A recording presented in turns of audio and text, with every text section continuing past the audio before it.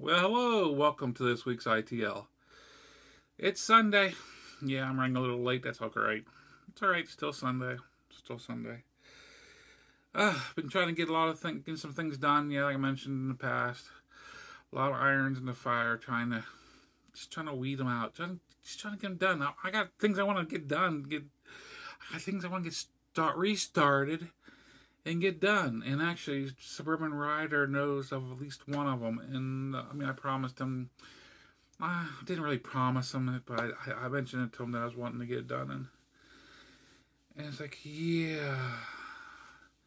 But I want to get back into it. And I want to get back into it and get learned and get it back into it with them. And it's actually doing in Morse code so I can use my radio so I can QRP, CW, Morse code.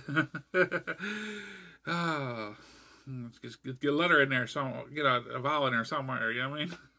But yeah. Speaking of which, I've got a couple of extra apps I re-download onto my cell phone, so I can start getting back into that because right now, basically the way my brain's working, my name's Mud. That's just the way everything is just slowed way down. Now I am on some newer medication to help with migraines that I've been fighting with, and it's doing really well. The migraines have subsided quite a bit. It's really, the aura is. I say they're not totally 100% gone, but they've pretty much gone there. I'll have them occasionally within the last week. I've had maybe one pop up occasionally, but nothing that can't be handled, and that's doable. That's doable. But yeah, let's talk about other things I've gotten done this last week. I got a little bag full of goodies here. Let's put that aside because that'll do this. Okay, let's pop up with this. You might not recognize this. Yes. Some of you will recognize what this is. Although you may not. Yes. This is a Pixie Kit. It's a Pixie Kit. Yes, this is actually a QRP ham radio. Yes, for doing actually basically, I'll break it down in layman's term for you guys who don't into radios. This will do basically Morse code over ham radios. This is set up so you basically pick a frequency. It's on a certain within limitations on it has big limitations. You have one frequency. It's on a little. It's on a crystal. It's installed on here, and you have to stay within that unless you have it where there's a seat on there. Some of them have the seats on where you can change the crystals in and out. I wouldn't recommend that. They tend to wear out and they fall out. You end up losing your crystals. The crystals are not that expensive, but they are awful small, so you can lose them really easily. I'm just going to have mine just hard soldered on board. Just have a couple of these that way, and they'll be marked to what they are frequencies. That way, I know what they are. Just grab whatever frequency I'm going to play on. Hence, this one here. I picked as closely to the center of the frequencies that I want the realm that I can play with on my tech license. Yeah. At 7.055. That is the crystal that I had. It was closest to the center of our little play. And like I say, it's just masking tape with permanent marker that I played on. And yes, that's my call sign on it. I got that marked on. That way, if I go to the go field day for the club, and I'll leave mine on the table, because if I happen to leave it there, yes, it's identifiable. Yeah, as if I got to worry about that. But anyway, with COVID, the wolf flu. Which, yeah, I know. I heard about Biden with his old freaking mandates bullshit. He can go to hell with that one. Oh, did I say that? I'm sorry. I'm sorry if I offended anybody. No, I'm not. But yeah, this is all set up, and this is actually before. I have a couple of these, and actually this is the second one I had, and this is the other one. They just didn't want to work for me for some reason. I put them together, and they just didn't want to work. I got a few weeks ago. I started getting back into it and said, "Well, let's find out why they didn't work. Let's find out why." And I got into this one, and I did a few things, and all of a sudden, it started talking. It started talking. It started bipping and beeping and bopping, and I'm like, cute, cute. But it still had its original crystal in it, so I hurry up and unsoldered that crystal out of it, and put the crystal that I needed into it, and so it's set up for the crystal I needed into it, and I set it up for the power supply. And I set it up. Yeah, this is like this. Don't do what I do. Do like I say type thing with the connection, the antenna connection. This is the F. Like I said, I'm only working with less than 1 watt here, guys. Don't do what I do. Do what I say, kind of thing. Because yeah, I'm working with RG58 cable that I'm laying around the house. I'm using the F connectors. I'm using with the F adapter. I mean, I'm not going around very far with this, so don't. On one end is going to have the F connector, so that's just what I had around. That's what I'm using.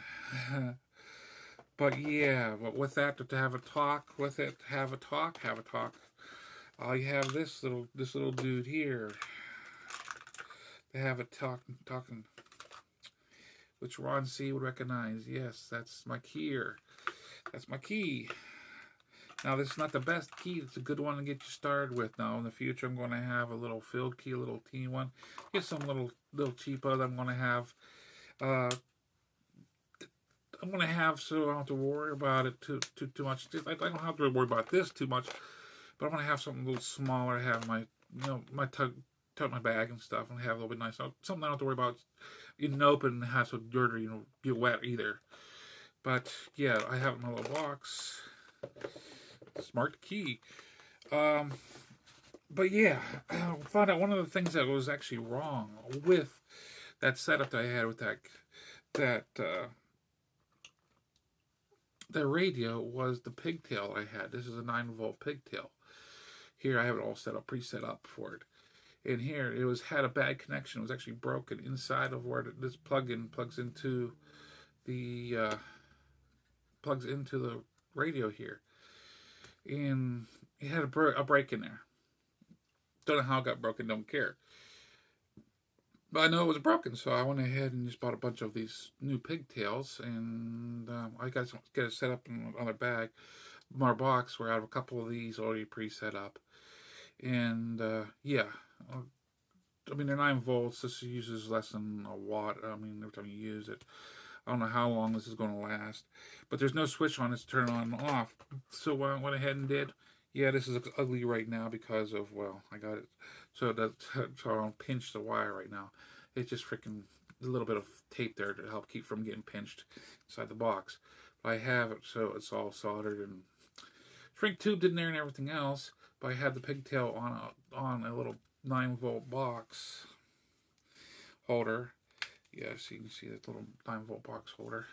But this has the switch built right into it, so I can go ahead and have it sitting on the side of the radio. And I may even have it where if I end up having one radio where I'm using it more than the other ones, just kind of have it like Velcroed onto the side of the radio even, and have it where the switch is.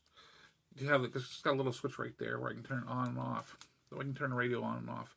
I might do that or have it laid across the top or something. I don't know. This is all in my head. I'm kind of playing with the idea. But I want to clean this all up, make it look better.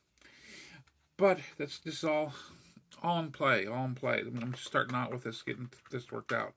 But I have a few of these setups in there in my little box. Guys, I mean, I got a total of 3 power supply setups right now with the 9-volt batteries. That is just enough to get me started and get me up and running, because I don't know how long once I start getting running and get talking, how long this is going to last me. One other thing I do, because you would say, well, does it have a built-in speaker? Well, you really do need a speaker to be able to hear other people communicating with you with it. Yes, yes, you do. But you don't need to hear a speaker you communicating to them, which sounds weird because the side tone for this thing is built in. This actually has an LED light, which you can't really see too well. Yes, it's right there. You can see the little red there. And yes, there's a little speaker there. It's a little side tone speaker right there. And this little green, I mean, that's a little, you pull it out so you can disconnect for the speaker. So you don't hear it. It's annoying. It really is for the speaker.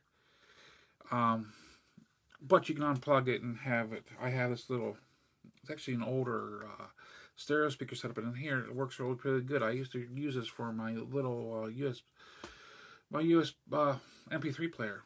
And it plugs right into this, plugs into it, and it actually sounds pretty decent. It's not too overwhelming. You can control the volume on it pretty decently. But yes, I do have a key here that a kit that I purchased a while back. I'm going to try to get into it and find out why it isn't working. It's my next step. It's my next step. This little it's a QRP guy's keyer, which I want to sit down and figure out why it's dead in the water. It won't talk. But yeah, I figured we'll find out what's up with it and make it work. I'll have everything all set up eventually and talking happy. And once I get this talking, I'll get it a little case similar to the acrylic case that's in this, and have everything together, and eventually have it and put it in its own case together.